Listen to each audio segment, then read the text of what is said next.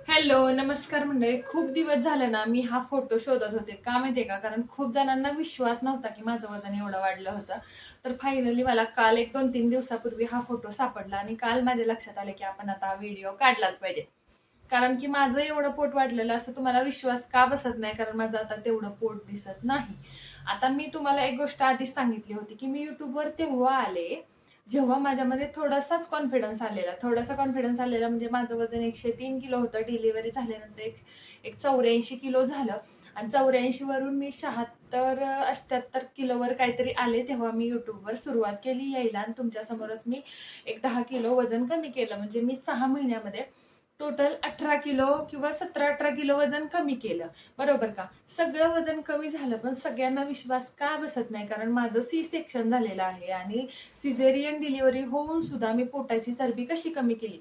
शिवाय मला 9 तासाची ड्युटी होती, बरोबर? 9 तासाची ड्युटी, एक लहान मूल सांभाळणे आणि दिवसभर घरात. कोणताही व्यायाम नाही. मग मी माझं वजन कसं कमी केलं? आता तुम्हाला फोटोमध्ये जी मी दिसतीये ना, जी मी दिसते तेव्हा माझं मे बी अन्वी आता मला एवढं आठवत नाहीये. 2 वर्षाची वगैरे असेल तेव्हा तिच्या बर्थडेचा तो फोटो आहे आणि त्याच्यामध्ये माझं पोट आणि पूर्ण तो घेर आहे बाजूचा, तो तुम्ही बघा आणि आता तुम्ही मला रोज बघताय तर ते त्यात तुम्ही मला बघितलं असेल. तर माझ्यामध्ये किती फरक झालेला आहे. हा फरक असा तसा नाही झाला. मला सुद्धा आता माझे एवढे फोटो का नाही येत माहितीये का? मला ना फोटो काढण्याची इच्छाच व्हायची नाही. काय इच्छा व्हायची नाही? ऑलरेडी जाड झालेले फोटो म्हणजे कुणाला आवडतात जाड झाल्यावर फोटो? आपल्याला एखाद्यानं जरी बोलावलं फोटो काढायला तरी आपल्याला येऊ वाटत नाही फोटो काढायला, कारण की आपली तब्येत वाढलेली असते. त्यातल्या त्यात जर आजूबाजूला लुकडी-सुकडी किंवा एकदम मेंटेन लोकं असतील आजूबाजूला तर आपल्याला त्यांच्याबरोबर तर अजिबातच फोटो काढू वाटत नाही. माझं तसंच व्हायचं. माझे मिस्टर व्यवस्थित, माझी छोटी मुलगी आणि मी त्यांची आई दिसायचे. त्यामुळे मला फोटोच काढू वाटायचे नाही, नाही का. त्यामुळे मी फोटो काढत नव्हते. तुम्हाला शेअर करायला माझ्याकडे एक 5-6 फोटो आहेत. तेवढेच मी दरवेळी तुम्हाला शेअर करत असते, कारण माझ्याकडे एवढे फोटो नाहीयेत. आता आता सगळं झालं, वजन कमी करायची ही गोष्ट मी तुम्हाला सांगत असते. पण प्रत्येकाचा एकच प्रॉब्लेम असतो, की पोटाची चरबी कमी होत नाही. आणि ज्याचं सिझेरियन झालंय ना, त्यांना आपण म्हणजे मी पण पहिली म्हणायची म्हणजे एखाद्या बाईचं पोट कमी झालेलं असेल ना, तर आपण काय म्हणतो, तुमची नॉर्मल डिलिव्हरी झाली आहे, माझं सीझर झालंय, त्यामुळे माझं पोट कमी होत नाही किंवा मला दिवसभर मी घराच्या बाहेर पडत नाही, व्यायाम करत नाही किंवा आपण म्हणतो ना, जिमला जात नाही, मी झुंबा तुम्ही लावलाय त्यामुळे तुमचं कमी होतं, असं काही नाही. मी ना कोणता झुंबा लावला, ना जिम केली, ना कोणता व्यायाम केला, तरीही मी माझ्या पोटाची चरबी कमी केली. आता जेव्हा माझी मुलगी 3 वर्षाची झाली, तेव्हा तिला मी शाळेत पाठवलं.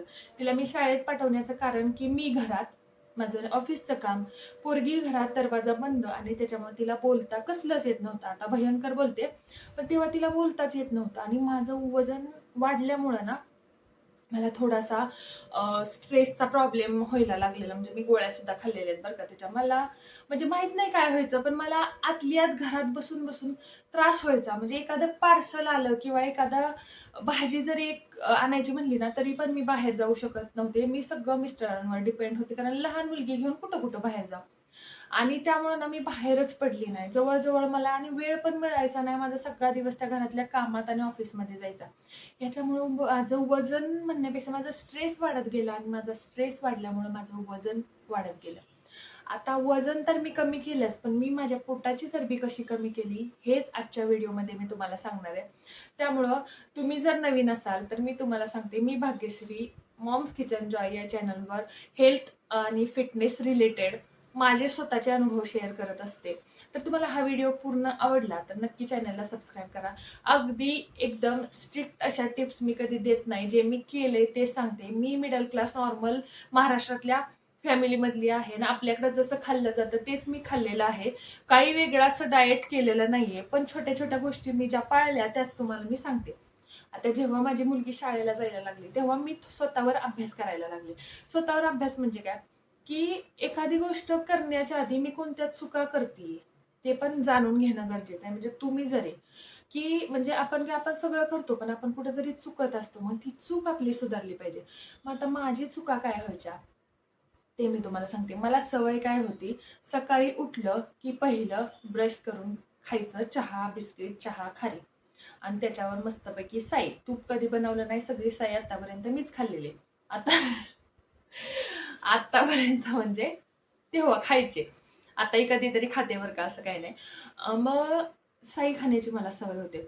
असं नाही की प्रत्येक साई खाणाऱ्याचं वजन वाढतंच म्हणून असं तुम्हाला वाटत असेल, असं नाही. प्रत्येकाचं शरीर वेगळं असतं. एखादं 2 भाकरी खातं तरी त्याचं शरीर वाढत नाही आणि एखादं अर्धीच भाकरी खातं तरी त्याचं शरीर वाढतं. पण असं कुणी कुणाबरोबर कंपॅरिझन करायचं नाही. त्याचं 5 किलो एका महिन्यात वजन कमी झालंय आणि माझं 1च किलो झालंय असंही कंपॅरिझन करायचं नाही. ज्याचं त्याचं शरीर वेगळं असतं. ज्याची त्याची मेटाबॉलिक जो रेट असतो, मेटाबॉलिझमची जी क्षमता असते किंवा आपण म्हणतो ना, पचन होण्याची क्रिया ती प्रत्येकाची वेगवेगळी असते. कुणाला बघा जड अन्न पचत नाही, कुणाला माती खाल्ली तरी पचते. असं ज्याचं त्याचं प्रत्येकाचं असतं. त्यामुळे आपण कुणाशी कंपॅरिझन करायचं नाही. आपण आपल्याशीच कंपॅरिझन करायचं. आपल्याला हेल्दी व्हायचंय आणि आपल्या फॅमिलीसाठी हेल्दी व्हायचंय.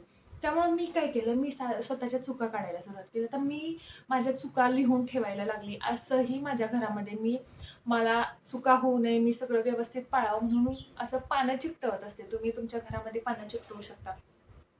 तर मी तुम्हाला सांगते, मला चहा बिस्किट, चहा टोस्ट खारी खाण्याची सवय होती आणि त्याच्यानंतर मी डायरेक्ट दुपारी 12-12:30ला जेवायचे आणि त्याच्यानंतर आधीमध्ये भूक लागली तर काहीतरी चिप्स खा, कुरकुरे खा, चटपटीत खा, भेळ बनवून खा, ही सवय होती मला. भेळ चांगली असते असं काही नाही. म्हणजे ही सवय होती आणि डायरेक्ट संध्याकाळी जेवायचं आणि ऑफिस नाईट असल्यामुळे मग नाईट झाली की मी झोपून जायचे. ही आणि रात्रभर जागा असल्यामुळं मग हे खा, चुटर-पुटर खा, ह्या माझ्या वाईट सवयी होत्या. मग मी ह्या वाईट सवयी कशा मोडल्या, की पहिल्यांदा तर मी हेल्दी नाश्ता खायला सुरुवात केली. आता त्याच्यावरही मी अभ्यास केला, की आता मी म्हणलं सारखं पनीर, टोफू, अंडी, मटण, चिकन हे रोज-रोज आणून खाणं कोणालाच परवडत पण नाही आणि आपण खाऊ शकत नाही. बरोबर आहे की नाही? म्हणजे आता मी बाकीच्या गोष्टी सोडते, पण आपलं जे ऑडियन्स आहे ना, ते म्हणजे असं आहे, आता मी गावचीच मुलगी आहे, बरोबर का? माझं ऑडियन्स माझ्यासारखंच आहे. म्हणजे प्रत्येक गोष्टीचा विचार करणारे, बरोबर आहे? आता किंवा फॅमिलीमध्ये राहणारे, तर जे फॅमिलीमध्ये राहतात ना, त्यांना स्वतःसाठी असं काही करून खाता येत नाही. माझंही तसंच आहे. आता मी माझ्या गोष्टी नवऱ्यावर का लादू? बरोबर आहे ना? त्याला जे पाहिजे ती मी देणार, मला पाहिजे ती मी खाणार. असं करून जर चाललं, तर रोज 2 पदार्थ घरात बनतील, हे आपल्याला चालणार आहे का? नाही. सगळे खातील असं. त्यात अन्वी पण आमची म्हणजे छोटी मुलगी पण आहे. बरोबर आहे? मग ह्या गोष्टी आपल्याला कन्सिडर करायला लागतात, की आपल्यामुळे आपल्या फॅमिलीला त्रास झाला नाही पाहिजे. बरोबर आहे? आणि आपण रोज वेगळं-वेगळं स्वतःसाठी कधी करून खात नाही. मग मी काय सुरुवात केली, की बाबा मी सकाळी चहा पितच होते. चहा पीत होते आणि हेल्दी नाश्ता, अगदी चांगला नाश्ता प्रॉपर बनवून खायचे. सॉरी फोन आलेला. तर चहा प्यायचे आणि हेल्दी नाश्ता करायचे. आता त्याच्यानंतर दुपारचं जेवायचे, संध्याकाळचं जेवायचे ते रुटीन चालूच होतं. नंतर माझ्या लक्षात आलं, की सगळे बाबा म्हणतात सलाद, सलाद, सलाद, सलाद खाल्लं पाहिजे. सलाद तर मला आवडत नाही. मला पहिल्यापासून आवडत नाही. पण मी आहे गावाकडची. मला कुठलं सलाद जे म्हणतात आजकाल, ते आवडत नसलं तरी मला कांदा, टोमॅटो आणि मुळा ही अशी गोष्ट आहे, ह्या तिन्ही गोष्टी आवडतात. आता मुळा सगळ्या सीझनला अवेलेबल नसतो. मग मी कांदा, टोमॅटो आणि काकडी याची कोशिंबीर करून खायला लागले सुरुवातीला. म्हणजे जेव्हा मी हे आता त्याच्यामध्ये दह्यामध्ये आली साखर. साखरेशिवाय तर कोशिंबीर चांगली लागत नाही. मग मी साखर खायची नाही ठरवली.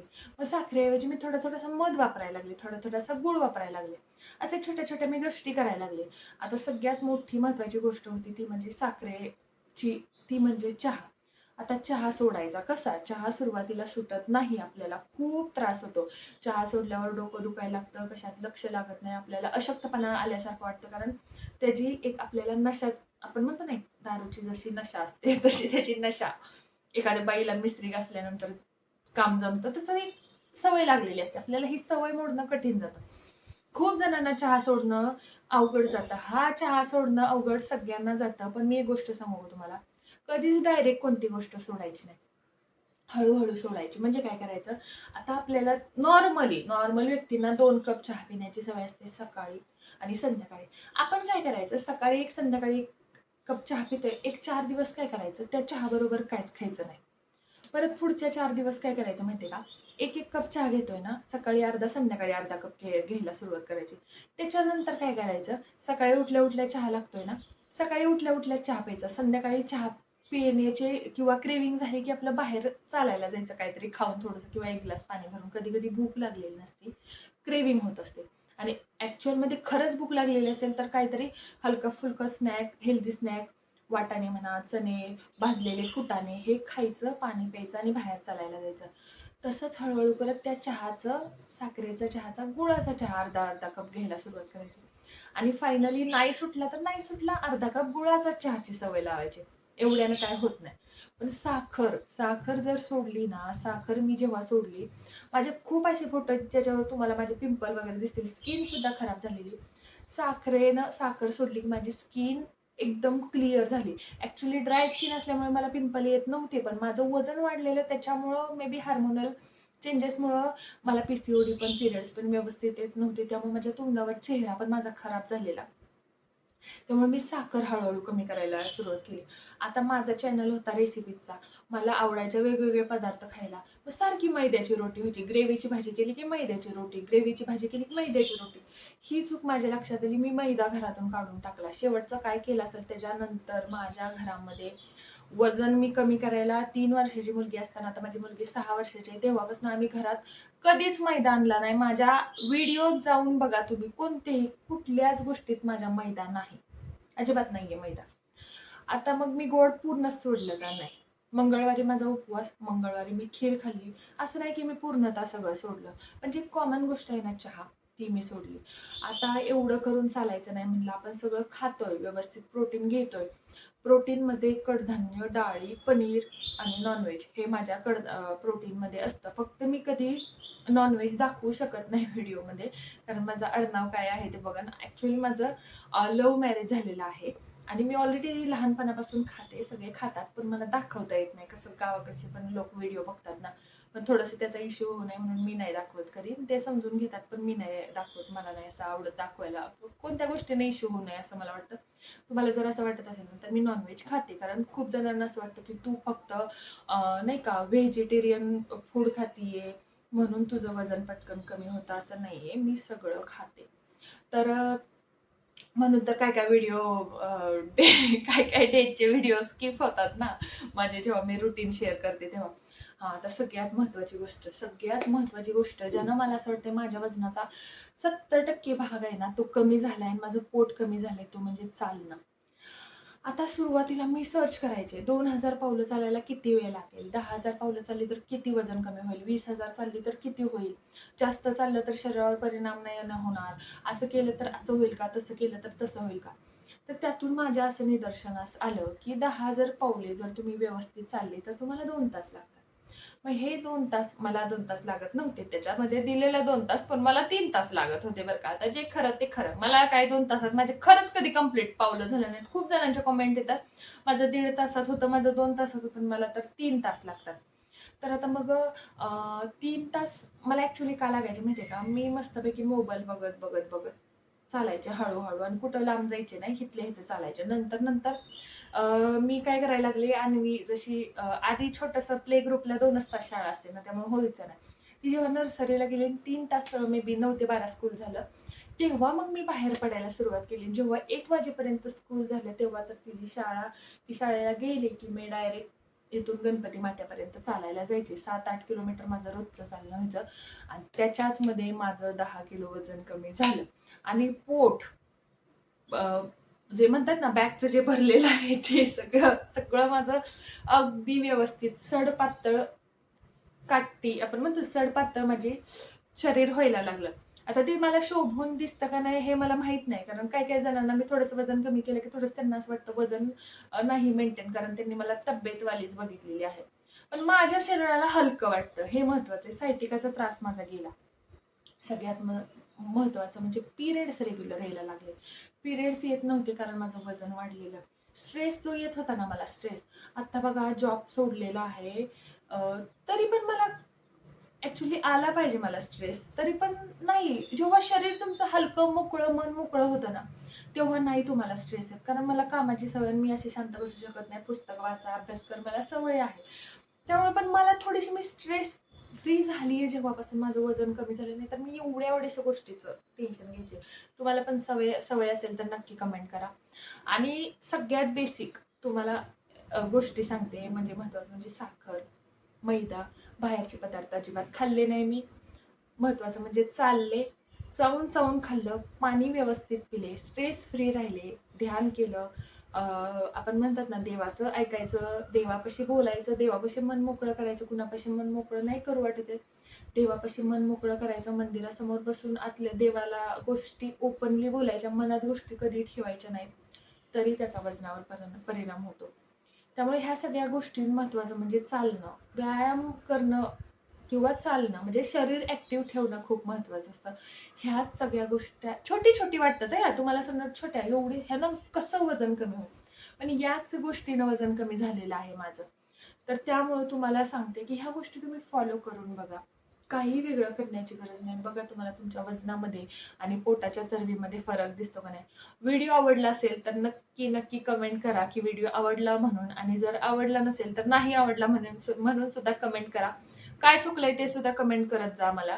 बाकी म्हणजे मला कशाचा राग येत नाही बरं का. तुम्हाला जर वाटत असेल ना, माझ्या चुका पण तुम्ही सांगत जा. मी पण पुढच्या व्हिडिओमध्ये सुधारेल. म्हणजे व्हिडिओ जरी लेंदी वाटत असेल ना, तरी थोडंसं ज्या गोष्टी बोलायच्या असतात त्या बोलाव्याच लागतात. त्याच्यामध्ये हे किंवा बेस असतो तो पाहिजेच ना आपल्याला, माहीत पाहिजेच ना. नाहीतर तुम्हाला पण असं वाटू शकतं तुझं, की हिचं बाबा नॉर्मल झालं असेल म्हणून हिचं पोट कमी झालं असेल, हिला काम नसेल काय म्हणून हिचं पोट कमी झालं असेल, हिनं जिम केलं असेल, योगा केला असेल, हिला घरातली कामं नसतील, सगळं मला काम असतं, मला सगळं करायला लागतं, तरी मी वजन कमी केलेलं आहे. तुम्ही करू शकता. मलाही फॅमिली आहे, तरी त्याच्यातून मी ॲडजस्ट केलेलं आहे सगळं. तुम्ही करू शकता. आणि सगळ्यात महत्त्वाची गोष्ट आहे म्हणून भरभरून तेल घालायची सवय मी बंद केली. ते सांगायचं राहिलं. तेलाचं प्रमाण थोडंच वापरलं, जास्त नाही. असंही नाही की 0 केलं, पण प्रमाण कमी केलं. आणि सगळ्यात महत्त्वाची गोष्ट आहे ती म्हणजे झोप आणि पाणी. ही गोष्ट लक्षात ठेवा. पाणी आणि झोप खूप महत्त्वाची असते. त्यामुळं आणि महत्त्वाचं म्हणजे स्वतःला डिमोटिवेट करणं बंद करा. दुसऱ्याशी कंपॅरिझन करणं बंद करा. बाकी व्हिडिओ आवडला असेल तर चॅनलला सबस्क्राईब